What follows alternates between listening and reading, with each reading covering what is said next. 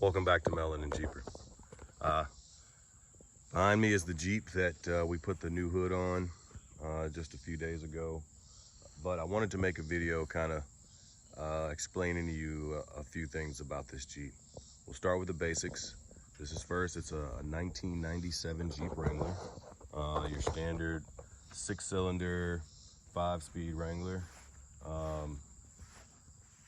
It was really hurt when I got it. Even though it's still got a long ways to go, it is like 100 times better than what it was when I initially bought it. So, little backstory here. My very first Jeep was a 1997 Jeep Cherokee XJ. Super hot. 6-cylinder, just like this one, 5-speed. I drove it for, wow, almost 10 years. And then when I moved from Arkansas to DC, I had to sell it. Later, I kind of got a little down and out, tried to find it, couldn't find it. So I bought one almost identical to it. And when I bought it, I parked it out on the street and put new wheels and tires on it, and someone stole it. All right, so fast forward a couple of days, they found my truck.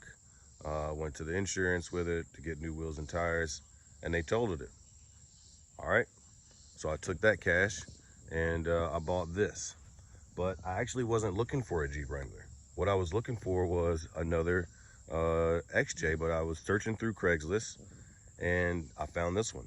So it was right after the Baltimore riots, and this truck right here was in it. So when I got this Jeep, the windshield was busted out. The grill was all bent up. That's actually the original grill that I was able to straighten out. The bumper was missing pieces. It was missing a fender. It looked like someone had used the soft top that was on it as a trampoline. On the inside, which isn't too bad, on the inside there was, it looks like someone's dog had been living in it. So these seats right here are actually out of a Jeep Grand Cherokee, I think a 97 or 98 model, but they fit right in perfectly. The only thing that I don't have is that tilt up function, but no one really rides in the back seat, so not really messed up about that. So a few things I've done to this is, of course, I still have the half doors, but I replaced the half doors with these hard doors. I think they cost me 400 bucks. I was actually deployed when I bought them, but the guy was gracious enough to let me PayPal him and then pick it up when my deployment was over. So another thing I did, these are 31 by 10.5, and wheels on it, new tires. That driver's side fender is not new, but it was replaced on there. The top, this top, crazy. I paid 125 bucks for it real quick. So when I found it on Craigslist, the guy was asking 100 bucks. So I was like, oh yeah, I'm on the way. He was like, okay, great. So I get down there and he goes, hey man, so many people have been hitting me up for this top. I'm gonna have to charge you 125 for it. I was like, that's kind of shaky, but I'll give you 125 bucks for it. So the problem with $125 top is that the back window was not even there. The back window, the hinges, none of it was there. And if you've ever tried to buy one of these, they really like them, and they price them like they like them. So before I get to the window, I Raptor lined the entire top. See if I can get you a close-up in on that. It actually looks really good. This is the first thing I ever Raptor lined, and it was so easy.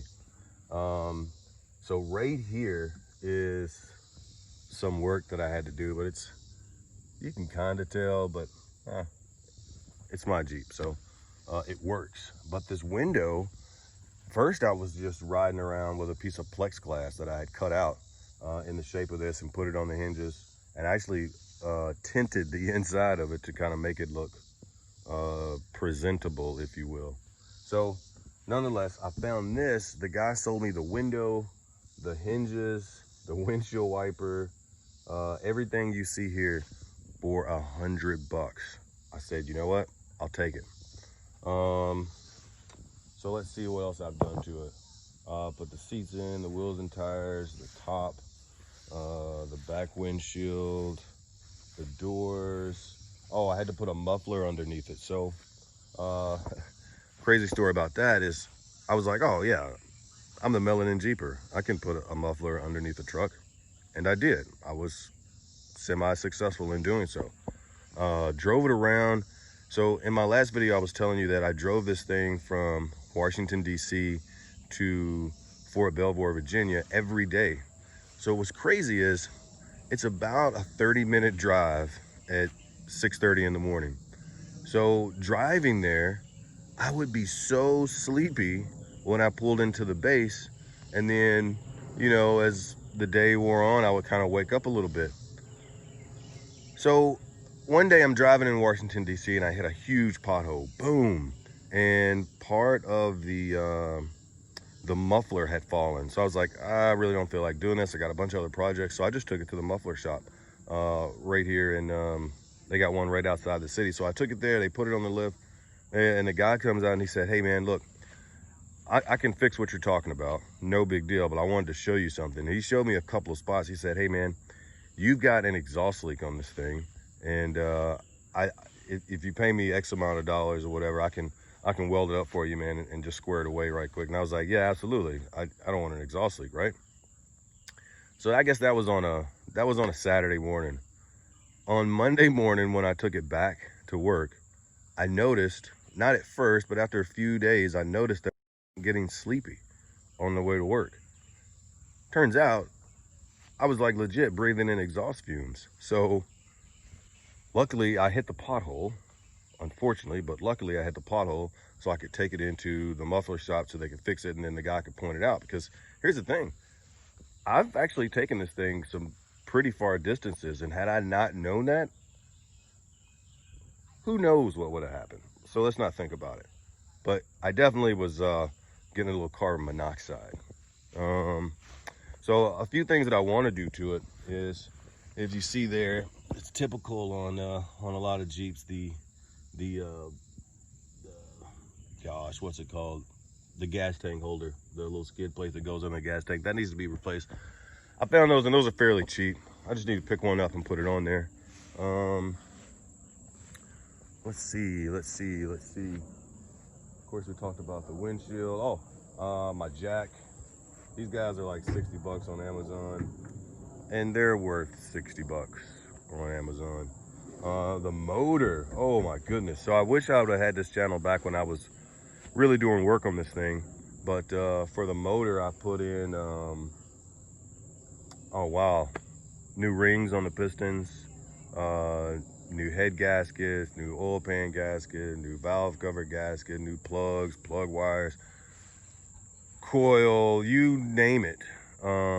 I have put it on that motor. I've essentially rebuilt that entire motor inside of the truck. So just as a little backstory about the Jeep. But since we're on it, not long after I got the Jeep, I found this guy. This is a somewhere between 1942 and 1954 David Bradley trailer. So it didn't look like this when I bought it. It was about the color of my grass when I bought it, faded. It had a bunch of pool supplies in it, and it was all jacked up. But I saw some life in it, right? So I brought it home. I drug it into the backyard. My wife looked at me like, come on, man, like, this is not Sanford and Sons place. But what she didn't know was that this trailer was going to be worth its weight in gold to the both of us in very short order. So obviously these cans didn't come with it. I think I paid 20 bucks for the pair, and then I went and got some holders for it. I generally don't roll with those on there because I'm doing so much work here around the farm, and I'm doing so much work with it. I've hauled my four-wheeler in it and blah blah blah. Around the farm I keep these in there because I can hold fuel in them. But So let me tell you what all I've done to this. So the first thing I did was basically turn this thing upside down. I ripped the old axle off of it, put a new axle on there. I found these tires right here. Not tires, but I found the wheels, and they matched the Jeep bolt pattern and everything. So I think I bought 4 of them for under $100. They were dirt cheap.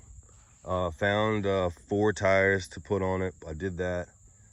These fenders are just your typical, you know, square Jeep style trailer fenders. Got those guys, welded those on. Of course, I put those on there, and then I painted it black. One of the biggest things is in the floor. Let me see. I don't know if you can even see it on the camera. Trust me, my welding is not that good, but it turned out all right. So right here in the floor, it was all rusted out here in the corner, and I was able to cut that out of there and weld in a little patch panel in there. Other than that, I put the lights on the back. Another kind of cool thing was I had taken these stickers, and I wanted these stickers to stay on there that said Jeep. But anyway, the stickers peeled off, but now it's kind of like, it's kind of cool that you can see Jeep on the back of it. I don't know, it's a David Bradley trailer. You should look them up. They're actually really cool trailers. David Bradley was a farm implement company back long before I was around Earth, but it was a farm implement company. You'll see a lot of the David Bradley walk behind tractors. Those are really popular. This David Bradley trailer, you actually were able to order this trailer in the Sears catalog. So so you could order this trailer. It came in parts, or in pieces rather, and you put the pieces together, and then you had a David Bradley trailer that you pull around. If you get online and look, there's actually attachments that go to this specific trailer where you can make it into a camper. You can make it into a thing to pull around when they were delivering milk, the milk crates or whatever. It actually fits, I think 15 milk crates perfectly, and by design, nothing I did. Of course, I put a new tongue on there. The hitch that was on there was not a 2-inch hitch. I think it was an 1 3/8 or something crazy. And then it looked funny. It was really weird. Obviously, I got the what do you call that thing? This thing. I put that on there. Actually, this is actually a newer addition. I got tired of it sitting in the dirt, and so I picked that guy up at Harbor Freight. It didn't cost much, so welded that guy on there.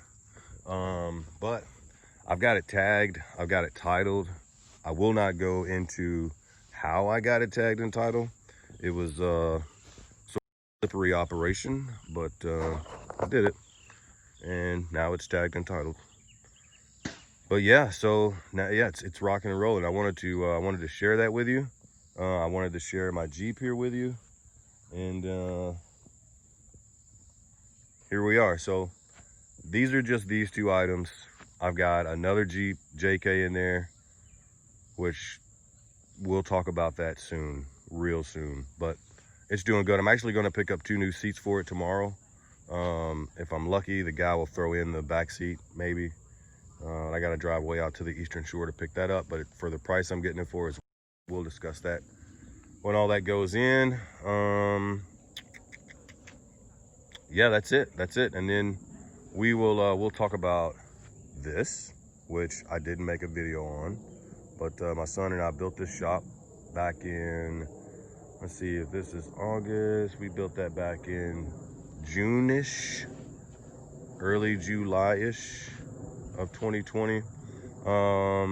And on my other channel, I might put that on my other channel, which is Sunshine Farms. But then I'll also put my woodshed on there. I'll put my chicken coop right there. I'll put that on there. Just kind of stuff we do around the farm, I'll put on our other channel. But when it comes to Jeeps and tinkering and the such, I'll keep it here. But look, like and subscribe somewhere down here.